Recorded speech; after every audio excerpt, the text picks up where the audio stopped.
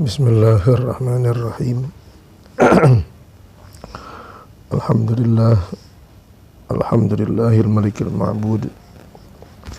Wassalatu wassalamu ala sayyidina wa habibina wa syafi'ina wa maulana Muhammadin sayyidil wujud wa ala alihi wa ashabihi wa ansarihi wa junudihi al-faizina bidukhulil jannati daril khulud. Amma ba'du, faqad qala Allah ta'ala fi kitabihil karim wa huwa asdaqul qailin wa ahsin kama ahsanallahu ilaik. Wa qala an-nabiy sallallahu alaihi wa ala alihi wa sahbihi wa sallam hina mas'alahu Jibril alaihi salam 'anil ihsan faqala an ta'budallaha ka'annaka tarahu fa in lam takun tarah fa innahu yarak. Atau kama qala Rasulullah sallallahu alaihi wasallam. Alhamdulillah, bahasan kita pada saat ini adalah berkaitan dengan meraih kasih sayang Allah dengan ihsan. Meraih kasih sayang Allah dengan ihsan. Perlu kita kasih garis bawahi judul ini, meraih kasih sayang dan dengan cara ihsan. Meraih kasih sayang, apa kasih sayang itu? Kasih sayang Allah itu adalah rahmat yang diambil dari kata rahima yarhamu rahmatun, artinya kasih sayang Allah. Ihsan itu apa? Ihsan itu adalah kata bahasa Arab yang aslinya adalah hasuna yahsunu, fi'il sulasi mujarrad, bab kelima kalau nggak salah. Fa'ala yaf'ulu, fa'ala yaf'ilu, fa'ila yaf'alu, fa'ala yaf'alu, hasuna fa'ula yaf'ulu, fa'ila yaf'ilu. Jadi artinya baik. Ketika ditambahkan kemudian menjadi ihsan, dari mana? Ihsan itu diambil dari kata ahsana yuhsinu. Jadi lafaz hasuna ditambahkan hamzah di depannya maka menjadi ahsana. Secara bahasa, ahsana artinya adalah berbuat baik. Orang yang melakukan perbuatan baik disebut namanya muhsin. Kalau orangnya banyak maka disebutnya muhsinin. Tapi dalam kajian ilmu yang lain, ihsan itu juga diambil dari kalimat yang dipertanyakan oleh malaikat Jibril dalam hadis Jibril yang panjang, yang dipertanyakan oleh malaikat Jibril kepada baginda yang mulia Rasulullah Nabi Muhammad sallallahu alaihi wasallam. Ketika malaikat Jibril, fa akhbirni 'anil ihsan, maka beritahukan kepadaku tentang ihsan. Lalu baginda yang mulia Rasulullah sallallahu alaihi wasallam mengatakan, al-ihsanu an ta'budallaha ka'annaka tarahu fa illam takun tarahu fa innahu yarak. Ihsan itu artinya adalah an ta'budallaha, bahwasanya engkau menyembah Allah, ka'annaka seakan-akan, tarahu engkau melihatnya, melihat Allah. Fa illam takun tarahu, maka jika engkau tidak bisa melihatnya atau tidak melihat Allah, tidak bisa melihatnya, fa innahu yaraka, maka ketahuilah sesungguhnya dia amat sangat melihatmu. Begitu. Nah, pondasi ihsan ini dijadikan menjadi 3 pilar dasar agama kita. Yang pertama Islam, kemudian iman, lalu ihsan. Ini yang pertama Islam, yang kedua iman, yang ketiga ihsan.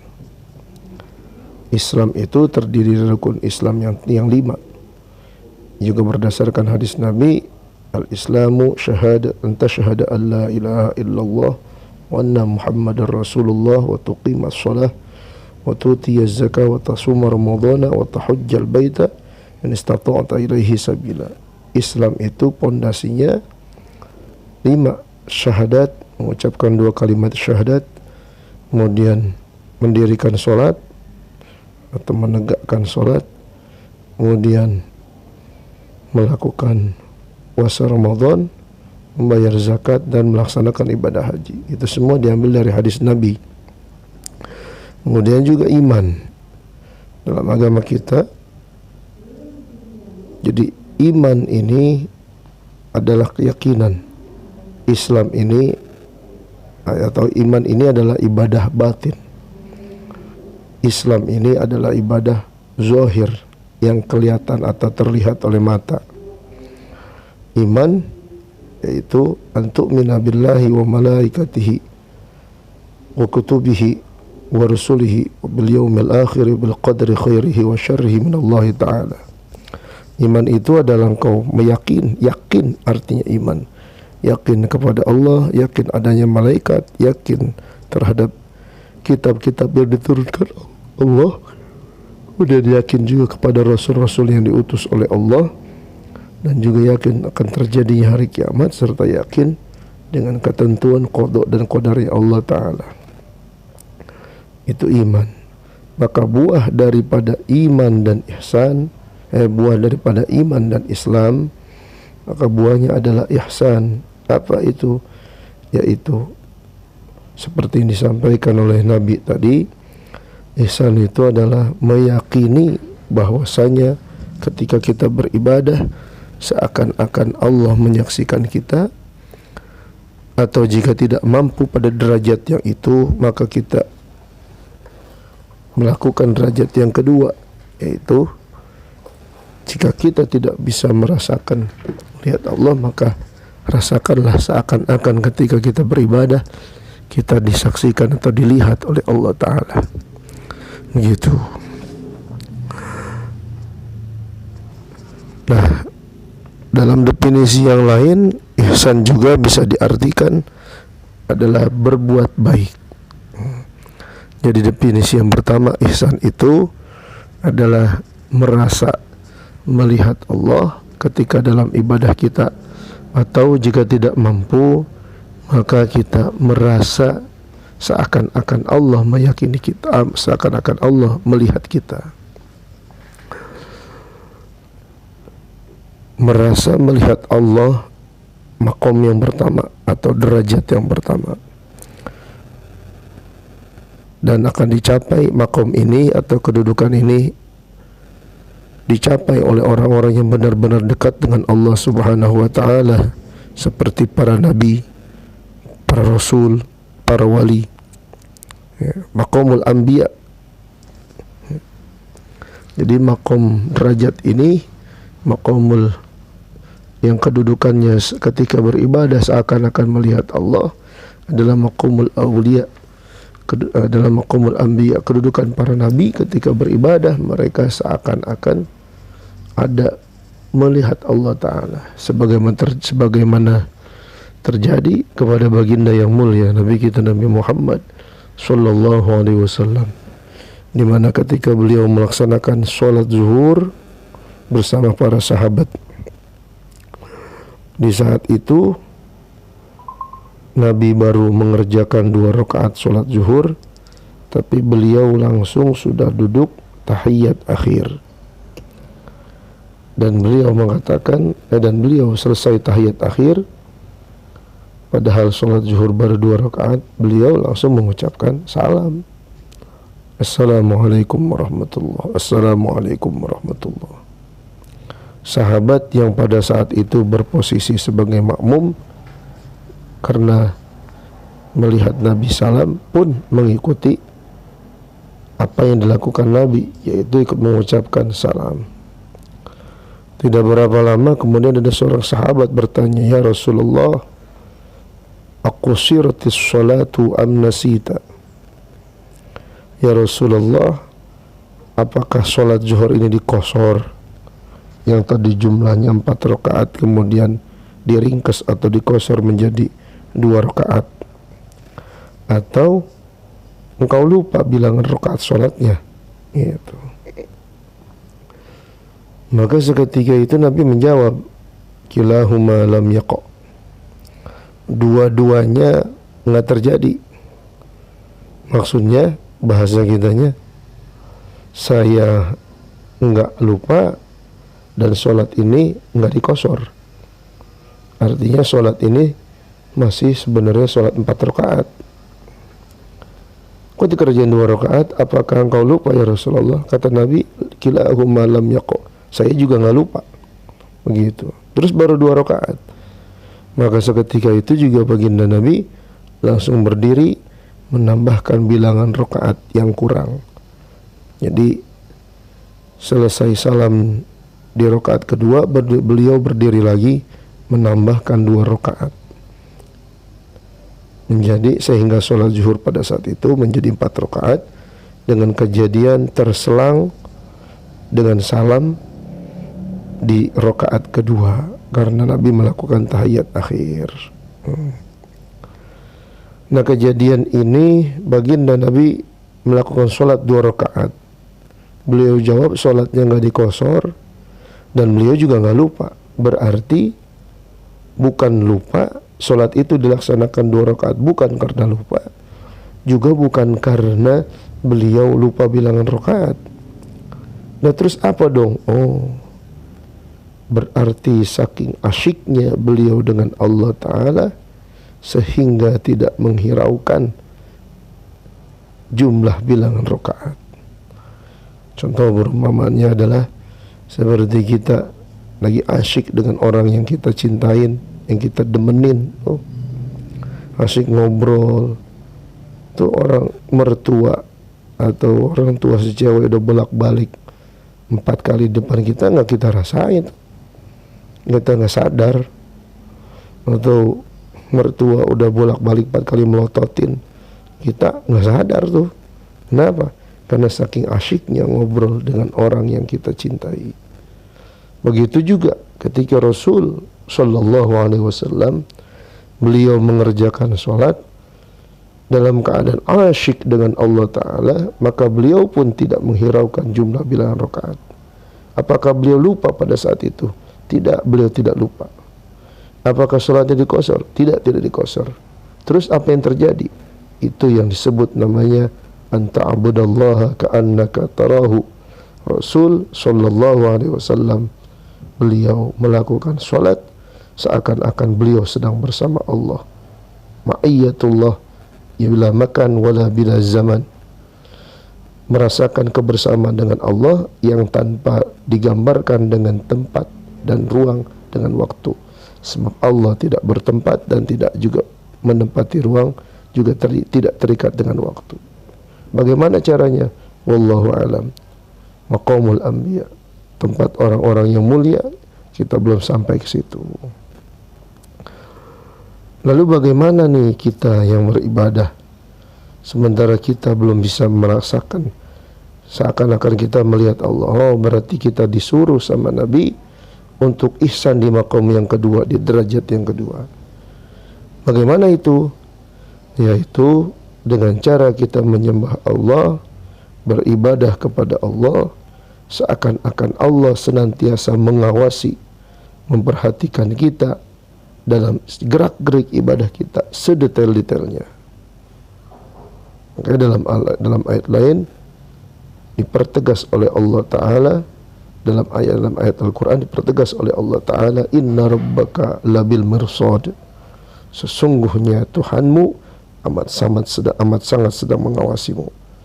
Jadi setiap gerak-gerik kita, keseharian kita, apalagi ibadah kita, dan semuanya selalu diperhatikan oleh Allah. Walaupun kitanya lalai, walaupun kitanya lupa, walaupun kitanya nggak peduli, tetap Allah senantiasa mengawasi kita sedetail mungkin.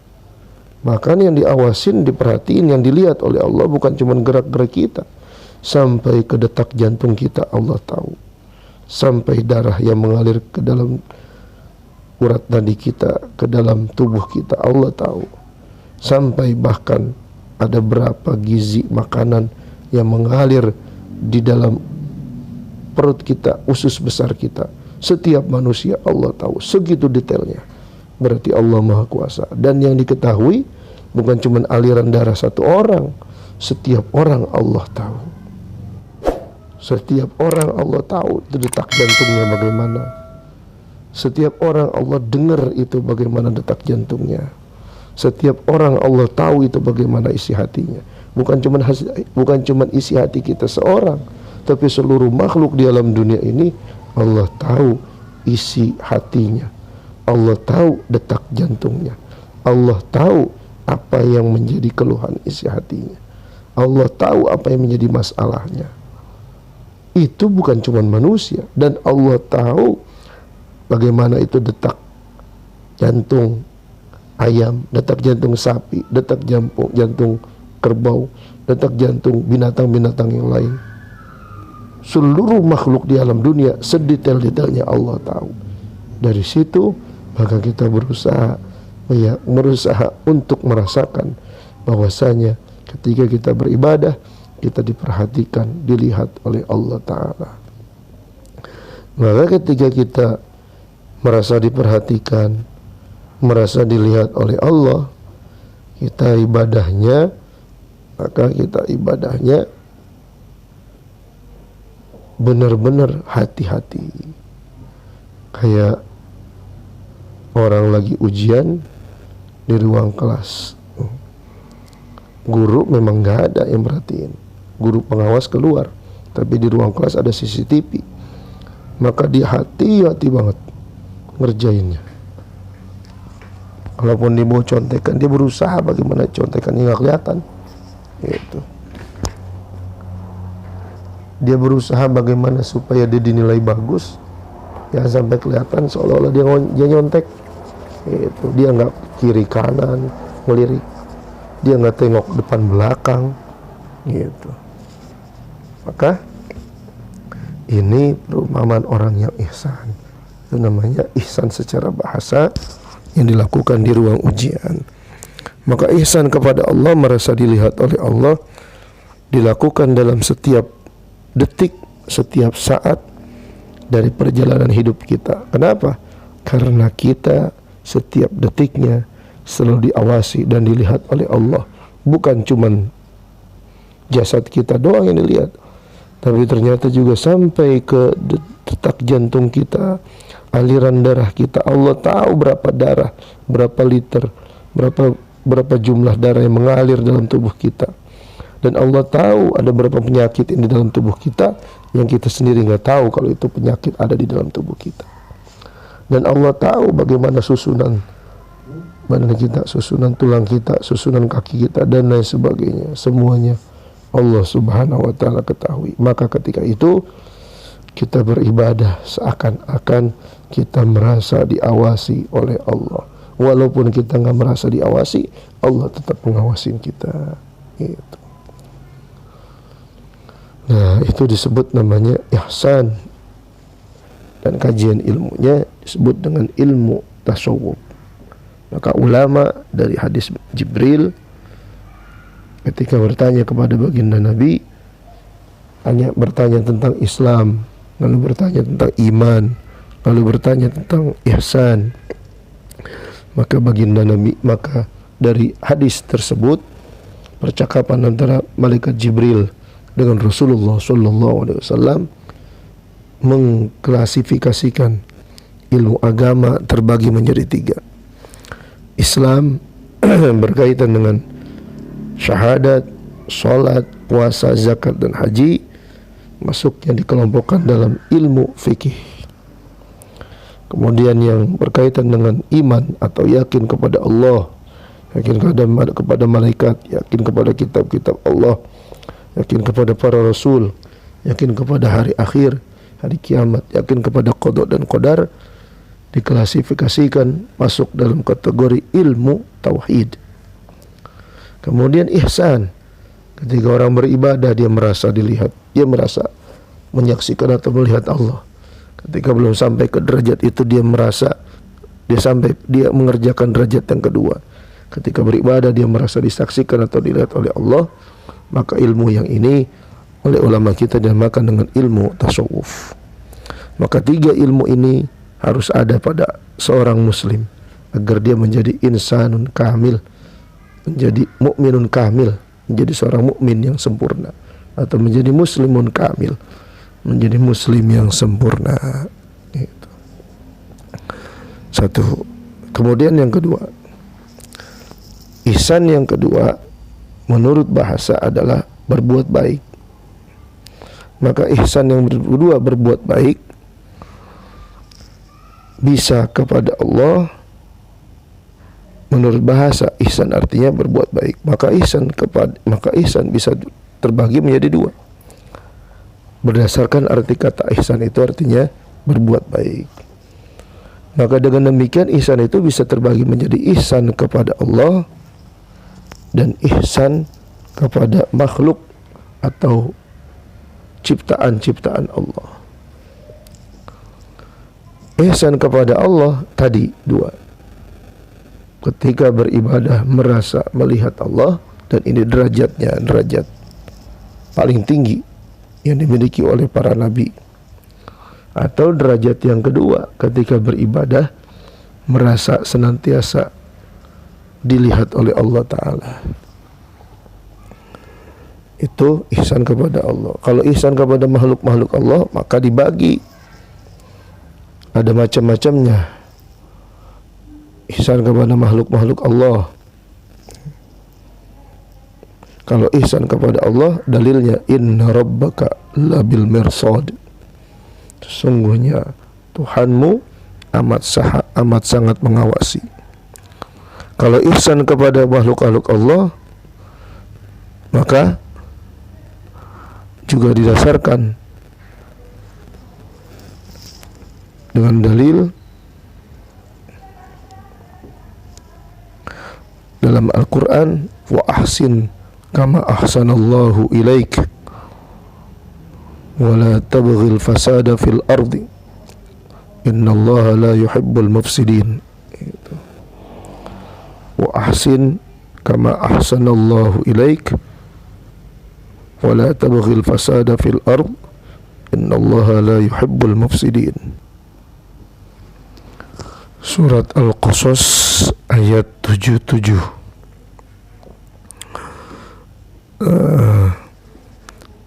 Maka karena Allah kita disuruh ahsin, berbuat baiklah kalian, kama ahsanallahu ilaik, sebagaimana Allah telah berbuat baik kepada kalian, wala tabghil fasada, dan janganlah kalian berbuat kerusakan fil ardi, di muka bumi ini. Kenapa? Innallaha la yuhibbul mufsidin, karena Allah tidak menyukai orang-orang yang berbuat kerusakan.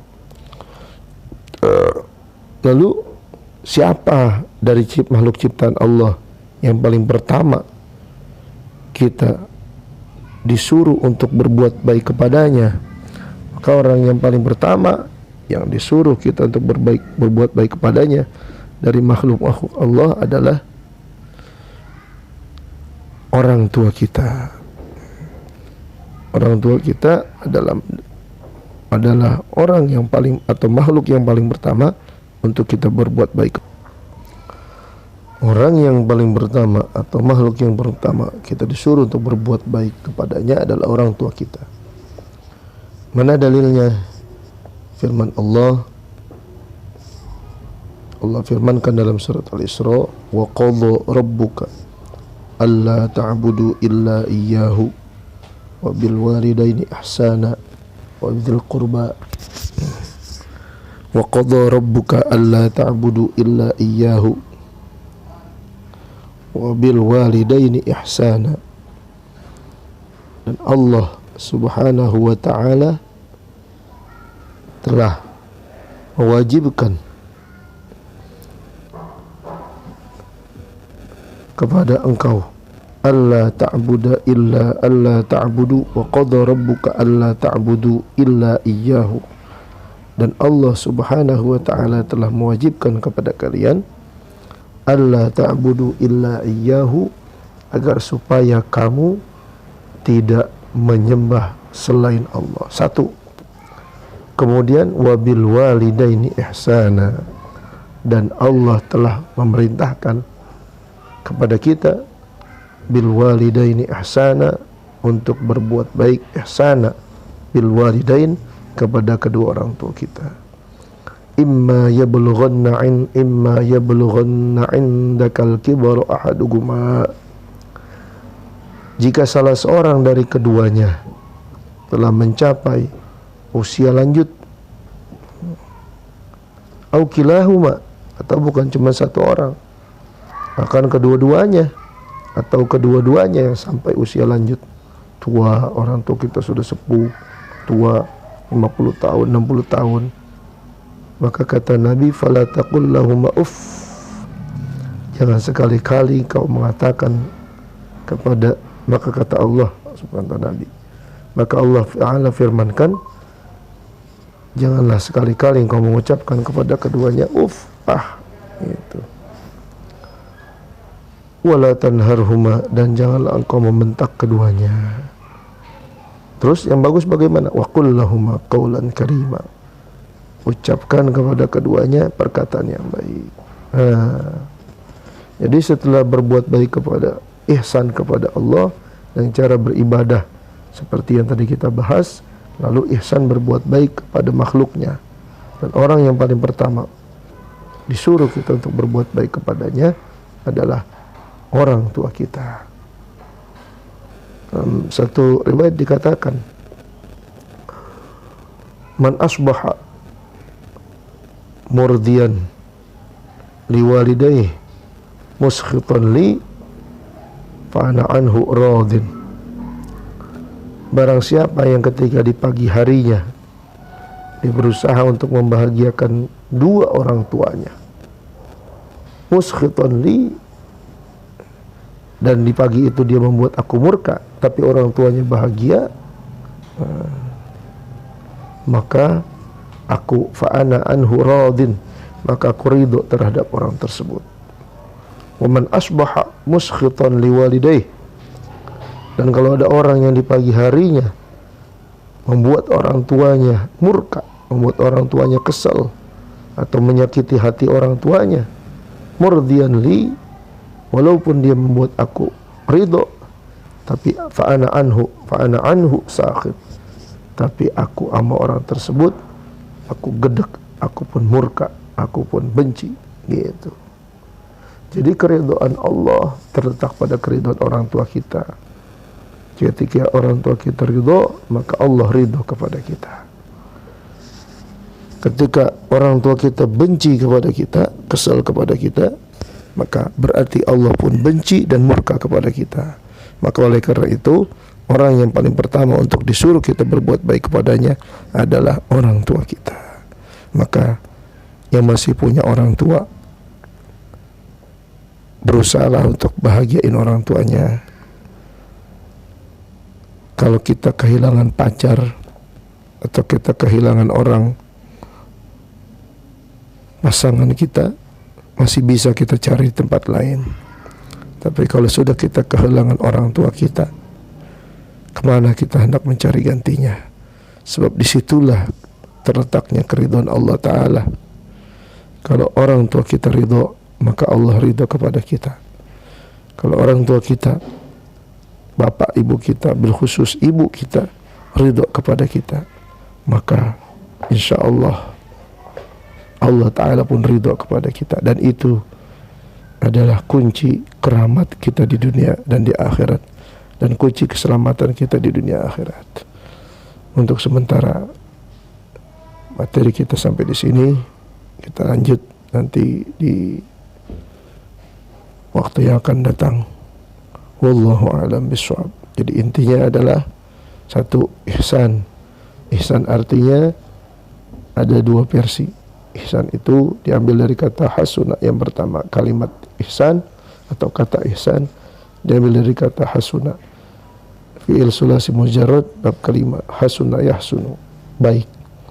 lalu ditambahkan hamzatul qata' menjadi ahsana yuhsinu, yang artinya secara bahasa berbuat baik. Maka ihsan dibagi, ada ihsan kepada Allah, ada ihsan kepada makhluknya. Ihsan kepada Allah dengan cara beribadah seakan-akan kita menyembah Allah. Dan kita beribadah seakan-akan kita, jika tidak mampu seperti itu, seakan-akan kita melihat, seakan-akan kita dilihat atau disaksikan oleh Allah. Kemudian ihsan kepada atau berbuat baik kepada makhluk. Maka makhluk yang paling pertama kita disuruh untuk berbuat baik kepadanya adalah ayah ibu kita atau orang tua kita, berdasarkan firman Allah dalam surat Al-Isra, wa qadha rabbuka alla ta'budu illa iyyahu wa bil walidaini ihsana ila akhir ayah. Dan orang yang ketika pagi harinya mengembirakan orang tuanya, membuat hati orang tuanya bahagia, maka walaupun Allah Ta'ala murka, orang tersebut mendapat ridho dari Allah Ta'ala dengan sebab karena dia membahagiakan hati orang tuanya. Jika ada orang yang mencari keridhaan Allah tapi dia menyakiti hati orang tuanya, maka Allah Ta'ala gedeg, benci kepada orang tersebut. Wallahu a'lam bishawab. Al-Fatihah. A'udzu billahi minasyaitonir rajim. Bismillahirrahmanirrahim. Alhamdulillah. Iyyaka na'budu wa iyyaka nasta'in. Ihdinas siratal mustaqim. Siratal ladzina an'amta 'alaihim ghairil maghdubi 'alaihim waladdallin. Amin. Wal 'afwa minkum. Wassalamu alaikum warahmatullahi wabarakatuh.